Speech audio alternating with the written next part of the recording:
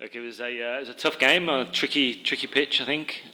So the partnership between the captain and Billings was really important for us. A bit lucky, I suppose, to get over the line with the last ball, but a good partnership by them too. Just before the last ball, just before the last ball, independent penalty delivery, there's a chance of taking two. Yeah, it was close.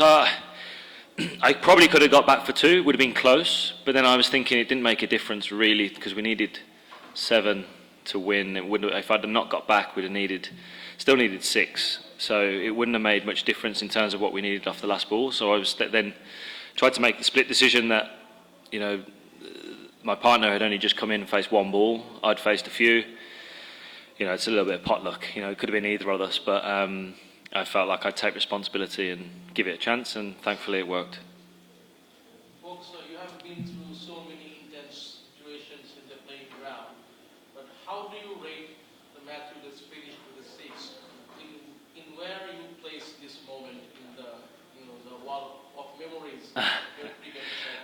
No, look, it's exciting. I think whenever you win a game of cricket with a 6 off the last ball, it's something which I've never done before. So I've been in that moment before where you have to try and hit for 6 and haven't been able to do it. So to get one over the line is something I'll remember. And obviously with it being my first match in BPL as well for this team is makes it a little bit more special. How do you rate the ball you hit up to the cover? Cover is one of your strongest zones in the band. Did you got the butterflies when you saw the ball in the cover zone? No, you don't have time. You don't have time to think like that. I actually quite like the ball outside off stump. So, I was expecting a slower one. I was expecting a cutter. So I was set up for that. And then, when the ball comes quicker, you just react. And reactions took over.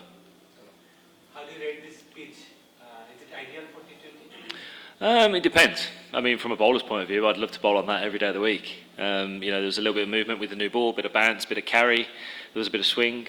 So it was quite nice to bowl on. I don't think the batters would want to bat on that every day, but I think occasionally a game like that is good. You don't always want it to be 110 versus 110, but at the same time there was a bit in it for everyone, a bit for the spin, a bit for the seam, and the guys that got in batted reasonably well. So you don't want to play on that pitch every time, but I think occasionally it's pretty good. Okay. There is lots of ups and downs in this match, but during the last overs, you were almost in the non-strikers, almost all over. What was your head at that time when you were at the non-strikers and runs are getting higher? Well, to be honest, we got 2 off the first ball, and then we needed 7. And Moen's an experienced player. I was backing Moen to we were 1 hit away. And if there's anyone you want at the end to be 1 hit away, it would be Moen. He's a great 6 hitter. But the pitch was hard, and to be fair to Ashraf, he bowled a really good over. Was bowling real slow and cutters wide outside Moen's arc and bowled really well. And he was just struggling to hit them because they were bouncing and gripping. I was just trying to, in between balls, I was talking to Mo, just saying, keep trying to hit straight. We're 1 hit away, keep watching the ball, next one. That's the sort of conversation. Unfortunately it didn't work, but as I said, if there was anyone I wanted at the end to be in that position, it would be Moen.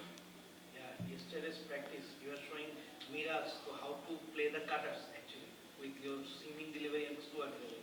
Can you elaborate the situation, what is going like? In practice, is it?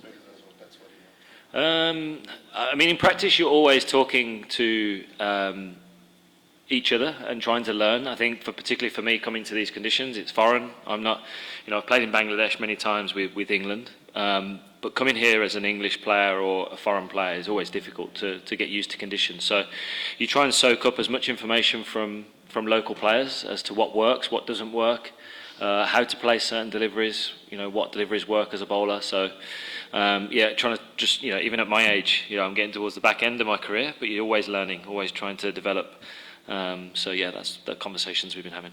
Perfect. Chris, how do you assess Khalid Ahmed's bowling tonight? Khalid Ahmed, I'm not going to lie, I'm awful with names. Which one is Khalid Ahmed? Oh, sorry, the one who went 4 for. Yeah, I've been here 3 days, so give me a little bit of respect. So yeah, very good. I know he's played Test cricket, and yeah, he looks like a promising player. He's obviously, you know, a very good seam bowler. In fact, he got 2 extremely big wickets at the top.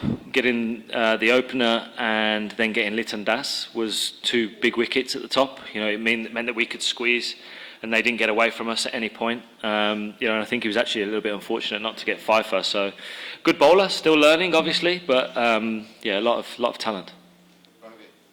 Chris, when Mo got out in the last over, what was going through your mind? I mean, did you think that your chances were gone?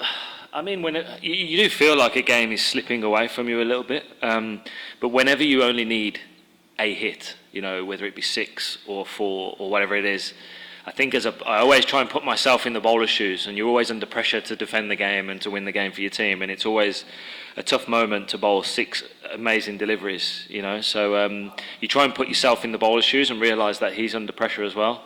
So you felt like the game was slipping away, but the fact that we were always only 1 hit away gives you confidence. After this kind of win, there's always a risk that the fulfillment or completion space and the team. So, but still you have 2 games left to win the trophy. So after if the completion space in the team, so what would the message say so that the team that don't feel that they have done it the team also? Yeah, I don't think you can ever be, you know, too confident. You know, and have too much complacency. I think you've got to be careful of that creeping in. Obviously, we've got another game now in 24 hours' time, which we'll have to get back, recover, you know, and think about, find out who we're likely to be playing, and then look at their weaknesses, their strengths, where we can perform well. I think that's the most important thing in cricket.